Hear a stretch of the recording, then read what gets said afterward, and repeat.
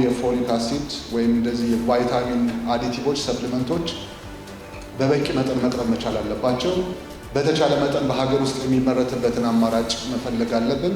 የኢራንና የአሜሪካ ባለስልጣናት በተባበሩት መንግስታት ድርጅት የጸጥታው ምክር ቤት ስብሰባ ላይ የቃላት ምልልስን አድርገዋል። የተባበሩት መንግስታት ድርጅት የጸጥታው ምክር ቤት የአሜሪካው ፕሬዝዳንት ዶናልድ ትራምፕ በሀገሪቱ ውስጥ ወታደራዊ ጣልቃ ገብነት ለማድረግ በዛቱበት ወቅት በኢራን ውስጥ ስለተከሰቱት ገዳይ ተቃውሞዎች ለመወያየት አስቸኳይ ስብሰባ አካሂዷል። ሰርጌይ ካራጋኖቭ የፑቲን የቅርብ አማካሪና የሩሲያ የውጭ ፖሊሲ አውጪው ዛሬ ለዓለም የሞት ደወል ደውለዋል። የቀድሞው የሩሲያ ፕሬዝዳንት ቦሪስ የልሲንና የአሁኑ ፕሬዝዳንት ቭላዲሚር ፑቲን አማካሪ እንዲሁም የቅርብ ወዳጅ የሆኑት ሰርጌይ ካራጋኖቭ ሩሲያ በዩክሬን ጦርነት ውስጥ ወደ ሽንፈት የምትቃረብ ከሆነ በአውሮፓ ላይ የኒውክሌር መሳሪያ ልትጠቀም እንደምትችል አስጠንቅቋል። ተጠያቂነትና መልካም አስተዳደር የሰፈነበት በማድረግ የሀገሪቱን ራዕይ ለማሳካት እንዲቻል አገሪቱ ዘመናዊ የንግድ ምዝገባና ፈቃድ ሕግ እንዲኖር አስፈላጊ ሆኖ በመገኘቱ የንግድ ምዝገባና ፈቃድ ሕግ ሊወጣ ችሏል። ሰላም ጤና ይስጥልን ውድ ተመልካቾቻችን፣ ሀገሬ ዜና ጀምሯል። የተለያዩ የሀገር ውስጥና ዓለም አቀፍ መረጃዎችን ይዘን ቀርበናል። ከመላው ስቱዲዮ ባልደረባዎቼ ጋር አብሬያችሁ ቆይታ የማደርገው እኔ ዳግም ተገኝ ነኝ። በመጀመሪያም አበይት መረጃዎችን አስቀደምን። በኢትዮጵያ በንጥረ ነገር እጥረት ሳቢያ በህፃናት ላይ የሚደርሰውን የጤና እክል ለመታደግ ፎሊክ አሲድን በጨው ምርት ውስጥ አካቶ መጠቀም የሚያስችል አዲስ የምርምር ውጤት ይፋ ተደርጓል። ከአፍሪካ ቀዳሚ ነው የተባለው ይህ የጥናት ውጤት ዜጎች በዕለት ተዕለት ምግባቸው ውስጥ የጎደላቸውን ንጥረ ነገር በቀላሉ እንዲያገኙ ያስችላልም ተብለዋል። ተጨማሪ አለን። በኢትዮጵያ ለሚስተዋለው የአመጋገብ ስብጥር ችግርና በዚያም ሳቢያ ለሚከሰቱ የጤና እክሎች መፍትሄ ለመስጠት ያለመ ጥናት ይፋ ተደርጓል። በጨው ላይ የፎሊክ አሲድ እሴት መጨመርን የተመለከተው ይህ ጥናት ከአፍሪካ ለመጀመሪያ ጊዜ በኢትዮጵያ የተደረገ መሆኑ ሲነገር ፎሊክ አሲድን ከጨው ጋር በማዋሃድ መጠቀም በተለይ በህፃናት ላይ የሚከሰተውን የነርቭ ዘንግ ክፍተት ችግር ለመከላከል ወሳኝ መሆኑ ተገልጿል። ዓለም አቀፉ ኒውትሪሽን ኢንተርናሽናል ባደረገው ጥናት መሰረት በኢትዮጵያውያን የአመጋገብ ስርዓት ውስጥ ደረጃውን የጠበቀ የተመጣጠነ የምግብ ስብጥር ባለመኖሩ ምክንያት ዜጎች ለተለያዩ የጤና ችግሮች ተጋላጭ ሆነዋልም ተብሏል። የተቋሙ የኢትዮጵያ ዳይሬክተር ወይዘሮ ትርንጎ ክንፈ ገብርኤል ሰፊ የአመጋገብ ክፍተት መኖሩን ያነሱ ሲሆን በርካታ ሰዎች የተመጣጠነ ምግብ የማግኘት እድላቸው ዝቅተኛ ነው ብለዋል። ችግሩን ለመቅረፍም በንጥረ ነገር የበለጸጉ ምግቦችን መጠቀም እንደሚያስፈልግ አሳስበዋል። ያው የምግብ ስብጥርን በተመለከተ እንዲሁም ያው ግሎባሊ ሪኮመንድ የሚደረገውን 10 አይነት የምግብ ስብጥር በቀን ማንኛውም ሰው ማግኘት አለበት የሚለውን እሱን ለማሟላት ያው በጣም ኢትዮጵያ በተለይ እነዚህ ሴቶች ወይም በመውለድ እድሜ ክልል ያሉ ለዛ ያላቸው አክሰስ ያላቸው ያንን የምግብ ስብጥር የማሟላት ሁኔታ በጣም አስቸጋሪ ነው። ኢቭን ሀብታሞችም ቢሆኑ በገንዘብ ቢኖራቸውም አንደኛ እውቀቱ ያስፈልጋል። ጥሩ የሆነ የተሰባጠረ ምግብን ከአትክልቱ፣ ከፍራፍሬው፣ ከስጋው፣ ከወተቱ፣ ከሌሎችም ከጥራጥሬው አሰባጥሮ መብላት አንደኛ ሁሉም ህብረተሰብ እውቀቱ ላይኖረው ይችላል። ሁለተኛ እውቀቱና ገንዘቡን ቢኖረው ጊዜ ገዝቶ አዘጋጅቶ አብስሎ መብላትም ትልቅ ችግር ነውና በዚህ ምክንያት 7% የሚሆነው ብቻ የህብረተሰብ ክፍል ነው ይሄንን የምግብ ስብጥር ቢያንስ 5 ከ10 የሚለውን የሚያሟላው ሀገራችን ውስጥ። የኢትዮጵያ ህብረተሰብ ጤና ኢንስቲትዩት ዋና ዳይሬክተር ዶክተር መሳይ ኃይሉ በበኩላቸው ከዚህ ቀደም በስንዴና በዘይት ላይ የተሰሩ የማበልጸግ ስራዎችን ተከትሎ አሁን ደግሞ በጨው ላይ ከአዮዲን በተጨማሪ ፎሊክ አሲድን ለመጨመር የሚያስችል ሳይንሳዊ ግኝት መገኘቱን አስታውቀዋል። ይህ ጥናት በአፍሪካ ደረጃ ቀዳሚ መሆኑን የገለጹት ዳይሬክተሩ ፎሊክ አሲድን በጨው በኩል ለህብረተሰቡ ማድረስ ሁሉም ዜጋ ጋር በቀላሉ ለመድረስና በተለይም ህጻናትን ከነርቭ ዘንግ ክፍተት ለመታደግ እንደሚያስችል አብራርተዋል። ዘንግ ወይም ቱቦ እክሎች ወይም ክፍተቶችን ለመከላከልም ፎሌትን ወይም ፎሊክ አሲድ የሚባለውን ንጥረ ነገር በጨው ከአዮዲን ጋር በተጨማሪ ብናበለጽግ አምራች ኢንዱስትሪዎች፣ ፋብሪካዎች ይህንን ቢያበለጽጉ ይህንን መከላከል እንደሚቻል ጥናቱ አሳየ። ከዛ በኋላ በኢትዮጵያ ህብረተሰብ ጤና ኢንስቲትዩት ላቦራቶሪ ይህንን የማበልጸግ ስራ በተለያዩ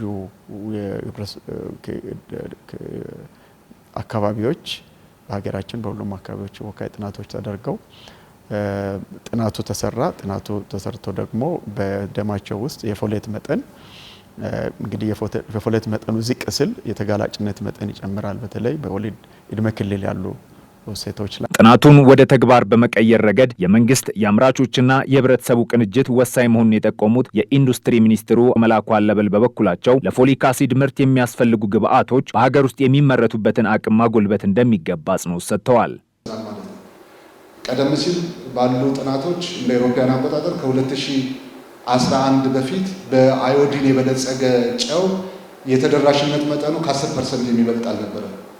ነገር ግን የፖሊሲ ማዕቀፎች ወጥተው በአምራች ኢንዱስትሪዎች በኩል አዮዲን በልጽጎ ለህብረተሰቡ ተደራሽ እንዲሆን በመደረጉ ምክንያት ሽፋኑ ከ90% በላይ እንዲደርስ ማድረግ ተችሏል። ዛሬ በኢትዮጵያ በየትኛውም አካባቢ ብትሄዱ በጎይተር የተጠቃ ሰው የምታዩት በመጠን እጅግ በጣም የቀነሰ ነው። ይሄ ኢንዱስትሪዎቻችን በጤና ዘርፍ ላይ ያላቸውን ሚና በተጨባጭ ያየንበት ነው ማለት። አስተማማኝ የግብዓት አቅርቦት መኖር መቻል አለበት። አስተማማኝ በተለይ ደግሞ የፎሊክ አሲድ ወይም እንደዚህ የቫይታሚን አዲቲቮች ሰፕሊመንቶች በበቂ መጠን መቅረብ መቻል አለባቸው። በተቻለ መጠን በሀገር ውስጥ የሚመረትበትን አማራጭ መፈለግ አለብን። ግን ዘላቂ ሆኖ አቅርቦቱ እስከሚመጣ ድረስ የልማት አጋሮቻችን በዚህ በኩል ያላችሁን ድጋፍ አጠናክራችሁ መቀጠል አለባቸው። በፎሊክ አሲድ እጥረት ምክንያት በርካታ ዜጎች ለነርቭ ቧንቧ ክፍተት ችግር እየተዳረጉ መሆኑ በመድረኩ የተነሳ ሲሆን ይህንን ሀገራዊ የጤና ስጋት ለመቀልበስ ሁሉም ባለድርሻ አካላት ርብርብ እንዲያደርጉም ጥሪ ቀርበዋል። የጥምቀት በዓልን ለመታደም ወደ አዲስ አበባ ለሚመጡ ጎብኚዎች ልዩ ጥቅም መዘጋጀቱን የአዲስ አበባ ቱሪዝም ኮሚሽን አስታውቋል። ከገና በዓል ጀምሮ ወደ አዲስ አበባ ለሚመጡ እንግዶች በተለያዩ ተቋማት በኩል ቅናሽ እንዲኖር መደረጉንም ኮሚሽኑ ገልጿል። ሚኪያስ ኃይሌ ተጨማሪ አለው። የጥምቀት በዓል ለመጎብኘት ወደ አዲስ አበባ ለሚመጡ ጎብኚዎች ልዩ ጥቅል መዘጋጀቱን የአዲስ አበባ ቱሪዝም ኮሚሽን አስታውቋል። ከገና በዓል ጀምሮ ወደ አዲስ አበባ ለመጡ እንዲሁም ለበዓለ ጥምቀት ለሚመጡ ጎብኚዎች በቱሪዝም መዳረሻ ስፍራዎች እንዲሁም ለተለያዩ አገልግሎቶች ላይ ቅናሽ መደረጉን የገለጹት በኮሚሽኑ የቱሪዝም መዳረሻ ልማትና የሀገር ውስጥ ቱሪዝም ማስፋፋት ዳይሬክተር ሳምሶን አየ ናቸው። ኮሚሽኑ በዓሉን መሰረት ያደረገ ዝግጅት ማድረጉን ጠቁመዋል። ለማስተዋወቅ እንዲያስችለን በኮሚሽኑ ደረጃ የተዘጋጀ የዲሴምበር ፓኬጅ የሚባል አለ። ይህ እንግዲህ የዲሴምበር ፓኬጅ ተብሎ የተዘጋጀው እንግዲህ እንደ ፓኬጅ ነው። በዚህ ፓኬጅ ውስጥ እንግዲህ በአነስተኛ ወጪ በርካታ የቱሪዝም መስህብና መዳረሻ ቦታዎችን በዋናነትም እነዚህ አዳዲስ የተገነቡትን የቱሪዝም መስህብና መዳረሻ ቦታዎች ሊጎበኙ እንዲችሉ የሚያስችል የዲሴምበር ፓኬጅ የሚል እንግዲህ ኮሚሽኑ እያዘጋጀ ያለበት ሁኔታ ነው ያለው። እንግዲህ በዚህ ፓኬጅ ውስጥ እንግዲህ ናድዋ ሙዚየም አሉ፣ ፓላስ ሙዚየም አለ፣ ኢትኖግራፊክ ሙዚየም አለ፣ የኢትዮጵያ ብሔራዊ ሙዚየም አለ፣ ሌሎችም ሙዚየሞች እና ፓርኮች የተካተቱበት ሆኖ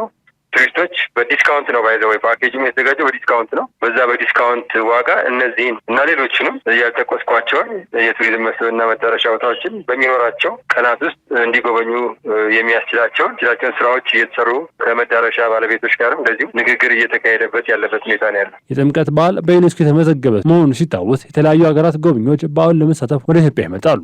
የቱሪስት ፍሰቱን ለማሳደግ ከሚሰሩ ስራዎች መካከል የመዳረሻዎች ልማት ጠቃሽም ነው። በአዲስ አበባ የተለያዩ ቱሪዝም መዳረሻ ልማት ስራዎች የተከናወኑ ሲሆን ከባህረ ጥምቀት ቦታዎች ጋር በተገናኘ ከኢትዮጵያ ኦርቶዶክስ ተዋሕዶ ቤተክርስቲያን ጋር በመነጋገር ተጨማሪ ስራዎች እንደሚሰሩም ዳይሬክተሩ ተናግረዋል። ይህ እንግዲህ ያው እንዳልኩ ሃይማኖታዊ በዓል ነው።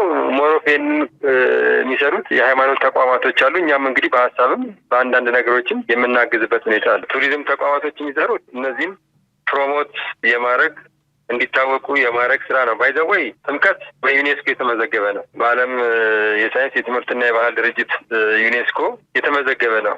በዓለም ተመዘገበ ማለት እንግዲህ የሁሉም የዓለም ህዝቦች የዚህ ባህል ባለቤት ናቸው ማለት ነው።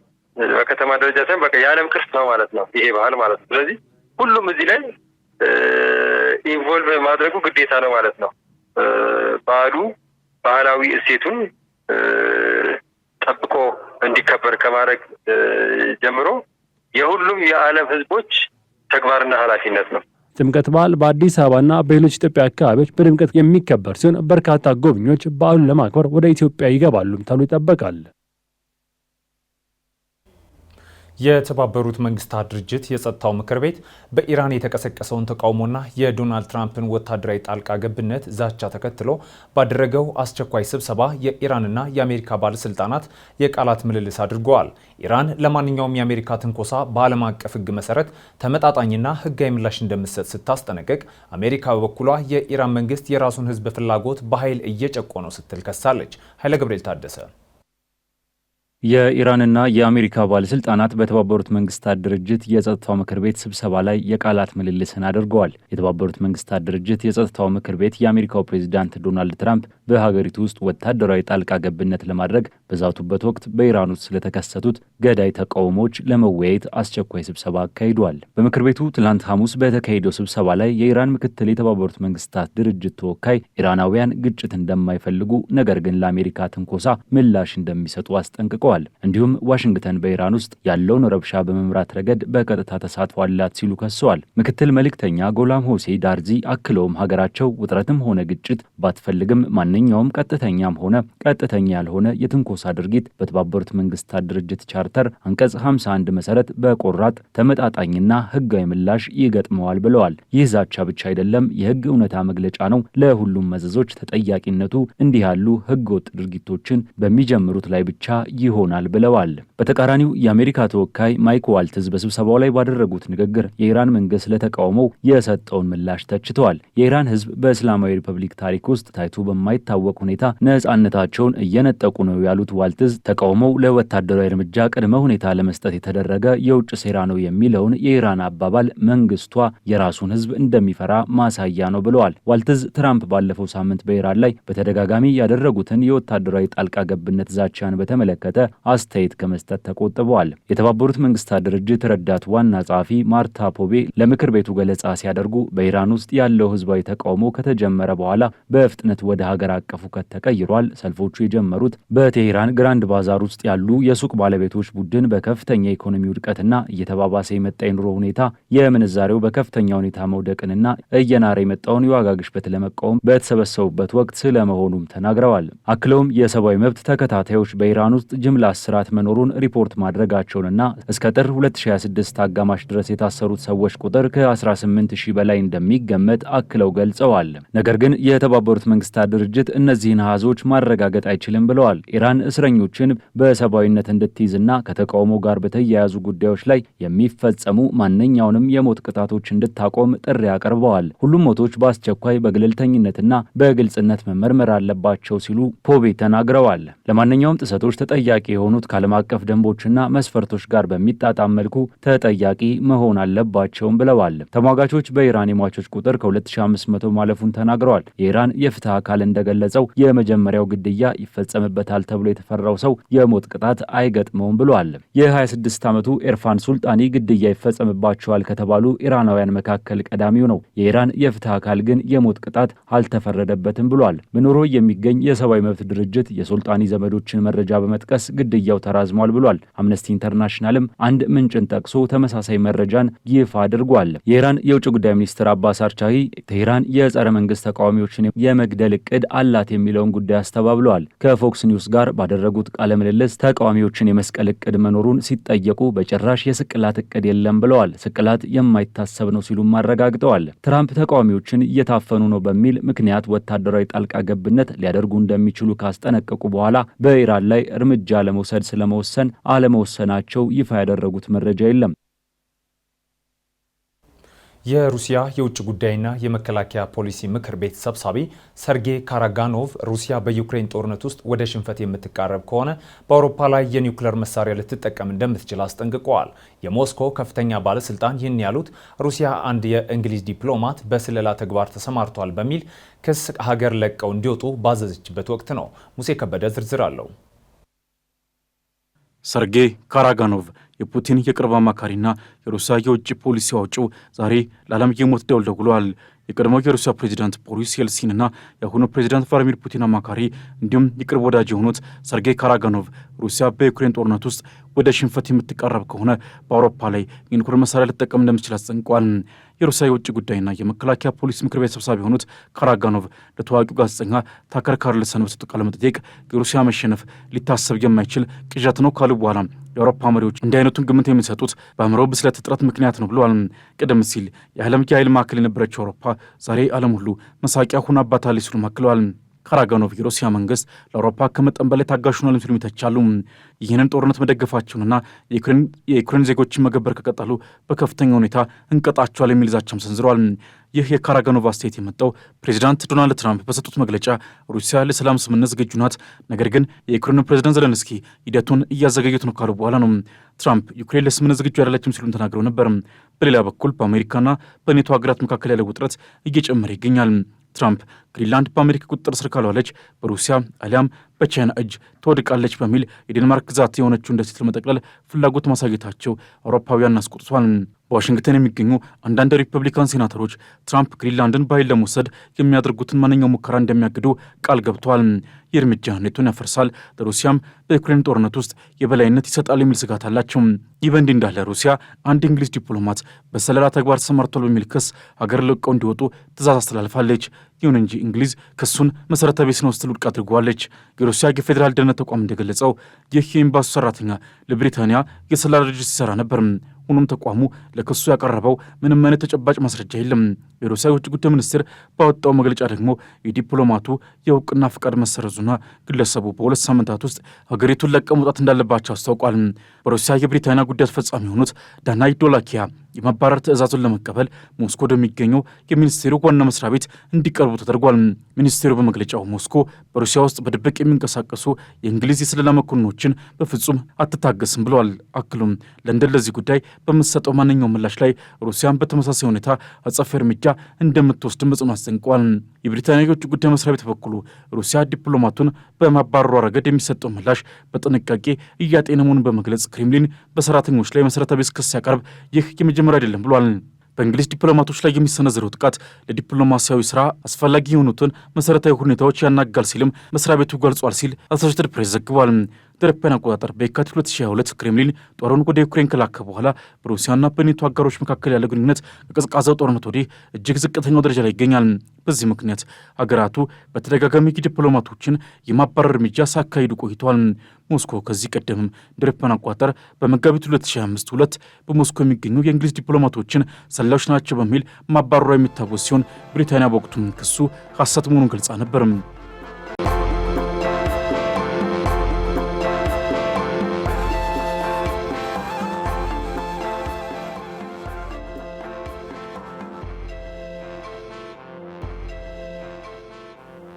ውድ ተመልካቾቻችን ሀገር ዜና እንደቀጠለ ነው። አጫጭር ወዳልናቸው መረጃዎች አለፍን። አርቲስት ነጻነት ወርቅነህ ባደረበት ህመም በድንገት ከዚህ ዓለም በሞት መለየቱ ተሰምቷል።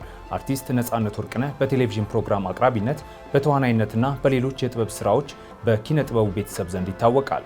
ነጻነት በቴሌቪዥን ፕሮግራም አቅራቢነት፣ በተዋናይነትና በኮሜዲ ስራዎቹ ለበርካታ ዓመታት ህዝቡን ሲያዝናናና ሲያስተምር የቆየ አንጋፋ ባለሙያ ነበር። በተለይም በፊልምና በቲያትር ዘርፍ ያበረከታቸው የጥበብ አስተዋጽኦዎች በብዙሃኑ ዘንድ ትልቅ ቦታና እውቅና አትርፈውለታል።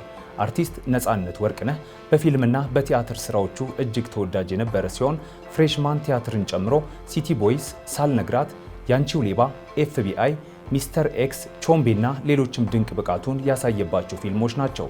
አርቲስት ነጻነት ወርቅነህ ባለትዳርና የ3 ልጆች አባት ነበረ። ሀገሬ ቴሌቪዥን ለቤተሰቦቹ ለወዳጅ ዘመዶቹና ለአድናቂዎቹ መጽናናትን ይመኛል።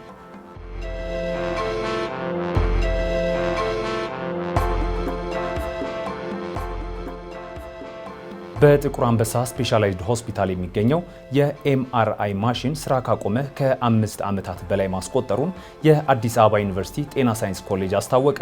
ማሽኑ አገልግሎት ማቆሙ የመጨረሻውን የሕክምና ደረጃ ፍለጋ ወደ ሆስፒታሉ በሚመጡ ታካሚዎች ላይ ከፍተኛ ጫና መፍጠሩን የኮሌጁ ዋና ዳይሬክተር ዶክተር አብዱረዛቅ አህመድ ተናግረዋል። ሆስፒታሉ ማሽኑን በራሱ አቅም ለማሟላት ውድ መሆኑ ተግዳሮት ቢሆንበትም የግልና የመንግስት አጋርነትን በመጠቀም ችግሩን ለመፍታት ጥረት እየተደረገ መሆኑን ገልጸዋል። በሌላ በኩል በዓለም አቀፍ አቶሚክ ኢነርጂ ኤጀንሲ የተለገሰ ዘመናዊ የካንሰር ማከሚያ ማሽን በሚቀጥሉት 3 ወራት ውስጥ ወደ ሀገር እንደሚገባም አረጋግጠዋል። ይህ አዲስ ማሽን አሁን ያለውን የህሙማን ወረፋ በግማሽ እንደሚቀንስና ከዚህ ቀደም ከነበረው በእጅጉ የላቀ ቴክኖሎጂ ያለው መሆኑን ፕሬስ ዘግቧል።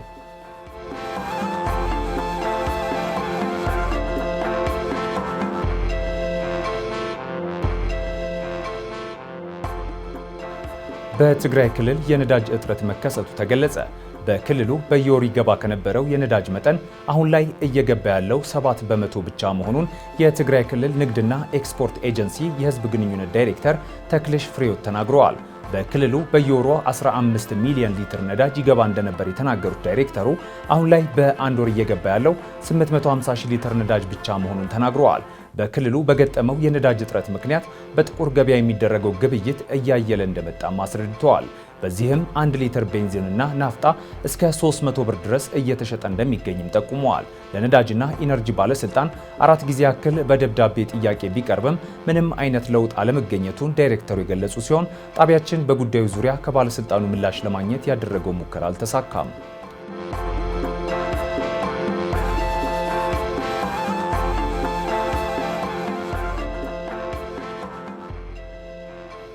ከሀገር ማዶ ያገኘናቸው መረጃዎች አለፍን።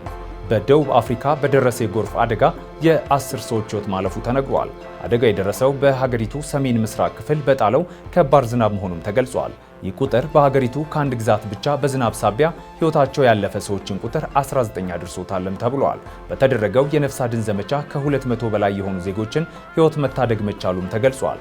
የሀገሪቱ የቱሪስት መዳረሻ የሆነው የክሩገር ፓርክ በጣለው ከባድ ዝናብ ባጋጠመው የውሃ መሙላት ዝግ ተደርጓልም ተብሏል። የሀገሪቱ ፕሬዝዳንት ሲሪል ራማፎሳ በአደጋው የተሰማቸውን ጥልቅ ሐዘን የገለጹ ሲሆን ለተጎጂዎች ተገቢው ድጋፍ ይደረጋልም ሲሉ ተናግረዋል።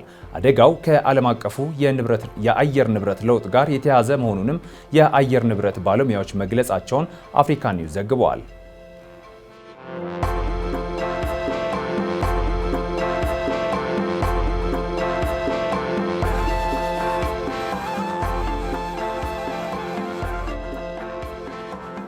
የካናዳው ጠቅላይ ሚኒስትር ማርክ ካርኒ እናም የቻይናው ፕሬዝዳንት ሺ ጂንፒንግ በቤጂንግ ባደረጉት ስብሰባ የንግድ ታሪፎችን ለመቀነስ ስምምነት ላይ ደረሱ።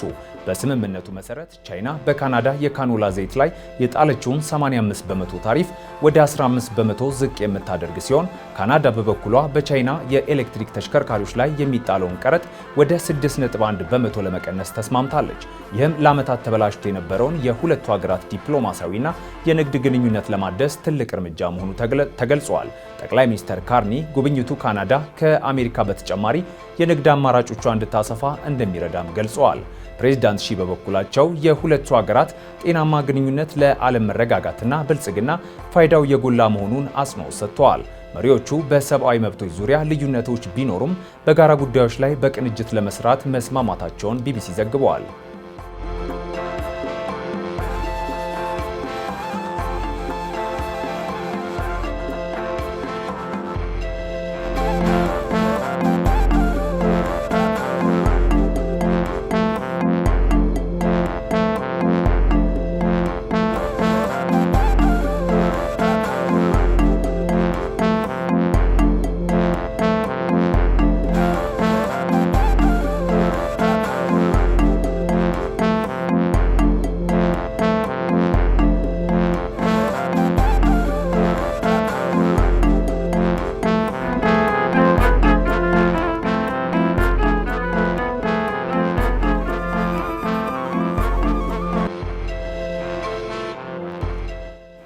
የነዳጅ ዋጋ በዓለም አቀፍ ደረጃ አሳይቶ ከነበረው ድንገተኛ ጭማሪ መውጣት መቻሉ ተነግሯል። የዋጋ መረጋጋቱ በአሜሪካና በኢራን መካከል የሰነበተውን የውጥረት መርገብ ተከትሎ የመጣ ነው መባሉን በቢዝነስ ጥንቅራችን ይዘነዋል። ምረት ደግፍ ተጨማሪ አላት።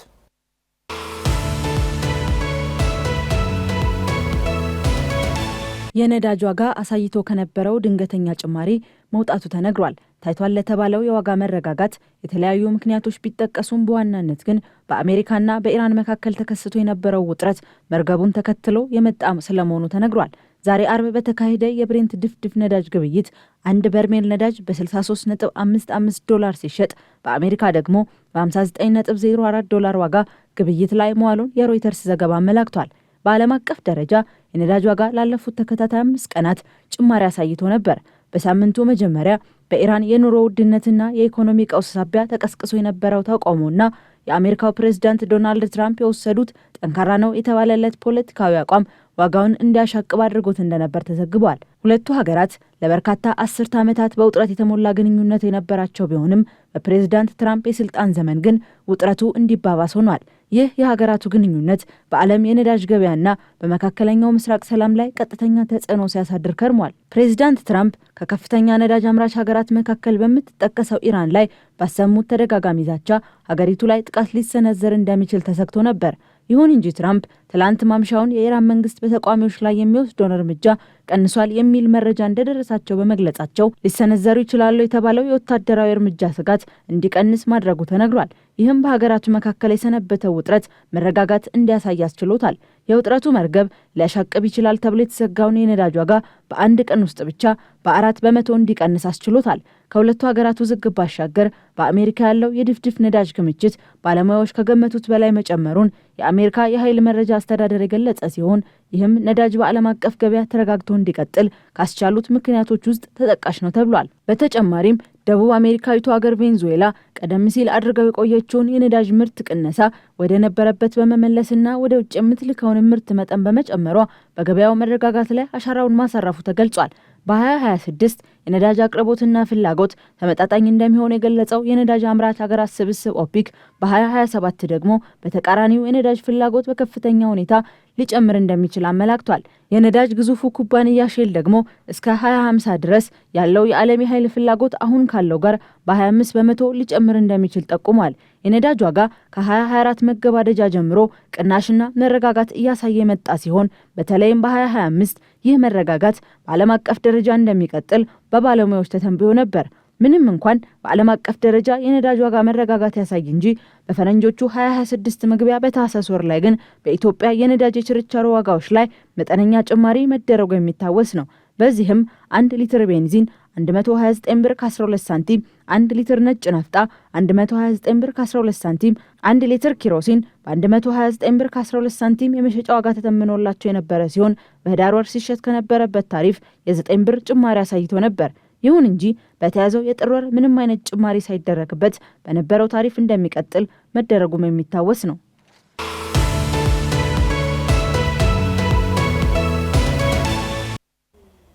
የስራ መሪ ማለት በህግ ወይም እንደ ድርጅቱ የስራ ጠባይ በአሰሪው በተሰጠው የውክልና ስልጣን መሰረት የስራ አመራር ፖሊሲዎችን የማውጣትና የማስፈጸም ስልጣን ያለው ሰው ነው። አንድ ሰራተኛ የስራ መሪ ነው ወይስ አይደለም የሚል ክርክር ሲነሳ ምን አይነት መስፈርቶችን ሊያሟላ ይገባል የሚለው የዛሬው ከጠበቃው ጋር ጥንቅራችን ትኩረት ነው። ተከታትለን እንመለስ።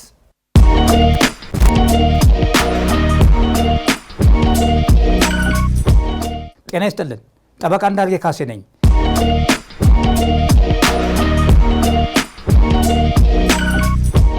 የንግድ ምዝገባና የንግድ ስራ ፈቃድ አገልግሎት አሰጣጥ ስርዓት ፍትሐዊ፣ ዘመናዊ፣ ቀልጣፋና ተደራሽ በማድረግ የንግዱን ማህበረሰብና ከንግዱ ስርዓት የሚጠብቀውን አገልግሎት እንዲያገኝ የህግና የአሰራር ክፍተቶችን በመንደፍና እርካታን በማሳደግ በሀገሪቱ ሁለንተና ኢኮኖሚ ውስጥ የበኩል ሚና እንዲጫወት ማድረግ በማስፈለጉ የንግድ ምዝገባና የንግድ ፈቃድ አሰጣጥ በዘመናዊ ቴክኖሎጂ እንዲደገፍ በማድረግ የንግድ ስርዓት ለመረጃ አያያዝ አመቺ እንዲሆን ህገወጥ እንቅስቃሴ ለመግታት የሚያስችል ለመንግስት ለህብረተሰብና የሚመለከታቸው አካላት ተገቢውን መረጃ እንዲያገኙ በማድረግ በማስፈለጉ የንግድ ስርዓት ግልጽነት፣ ተጠያቂነትና መልካም አስተዳደር የሰፈነበት በማድረግ የሀገሪቱን ራዕይ ለማሳካት እንዲቻል አገራዊ ዘመናዊ የንግድ ምዝገባና ፈቃድ ህግ እንዲኖር አስፈላጊ በመገኘቱ የንግድ ምዝገባና ፈቃድ ህግ ሊወጣ ችሏል።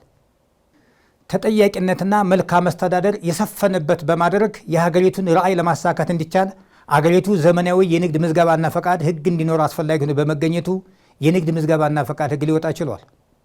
የንግድ ስራ ፈቃድ የተሰጠው ነጋዴ ፈቃዱ በተለያየ ምክንያት ሊታገድ የሚችል ሲሆን እነዚህም የንግድ ስራውን የጤናና የጽዳት አጠባበቅ፣ የአካባቢ እንክብካቤ፣ የአደጋ መከላከልና የንግድ ዕቃውን ወይም የአገልግሎቱን የጥራት ደረጃ ካጓደለ፣ በህጉ የነጋዴ ግዴታዎች ተብለው የተቀመጡትን ደንቦች የጣሰ ከሆነ፣ አግባብ ያለው ባለስልጣን የሚጠይቃቸውን መረጃዎች በትክክለኛና በወቅቱ ያላቀረበ ከሆነ፣ የተሰጠው ወይም የታደሰው የንግድ ስራ ፈቃድ በሐሰተኛ ሰነድ ወይም ማስረጃ ተደግፎ መሆኑ ከተረጋገጠ፣ ወይም ፈቃዱን ከተሰጠበት ዓላማዎች ሲገለገልበት ከተገኘ፣ ባስመዘገበው የንግድ ፈቃድ አድራሻ ያልተገኘ ከሆነ፣ የንግድ ህጉን አዋጁን ለማስፈጸም የወጡ ደንብና መመሪያ ድንጋጌዎችን የጣሰ ከሆነ አግባብ ያለው ባለስልጣን የንግድ ስራ ፈቃዱን ሊያገደው ይችላል። የንግድ ህጉን በአዋጁ መሰረት የወጡ ደንብና የመመሪያዎችን ድንጋጌ በመጣስ የንግድ ፈቃድ የታገደ ከሆነ ወይም በማናቸው ምክንያት አግባብ ያለው አካል የንግድ ህግ ድንጋጌዎችን መጣሳቸውን ሲያረጋግጥ ወይም በፍርድ ቤት ትዕዛዝ የንግድ ፈቃዱ ሲታገድ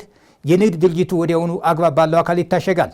ጉዳዩ የሚመለከተው ባለስልጣን ፈቃዱ የታገደበትን ምክንያትና አሳማኝ በሆነ ጊዜ ውስጥ ጉድለቶችን እንዲስተካከሉ ሊወስድ ስለሚገባው እርምጃ ለባለ ፈቃዱ በጽሁፍ የሚያሳውቀው ሲሆን በተሰጠው የጊዜ ገደብ ውስጥ ጉድለቶችን አስተካክሎ ሲያቀርብ በንግድ ስራ ፈቃዱ ላይ የተጣለው እግድ ተነስቶ ስራ ላይ እንዲውል ያደርጋል። የንግድ ስራ ፈቃድ የሚሰረዝበትን ሁኔታዎች እንመለከታለን።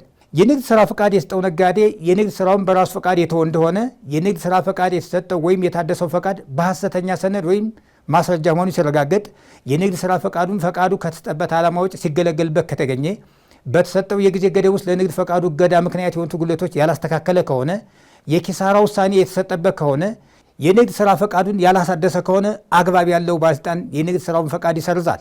የንግድ ስራዎችን ለመስራት ፈቃድ ከማውጣት ይልቅ ፈቃድ መመለስ የበለጠ ዋጋ ስለሚያስከፍል ከወዲሁ ጥንቃቄ ማድረግ ያስፈልጋል የሚለው የዕለቱ ሕገ ነክ ምክራችን ነው። አመሰግናለሁ።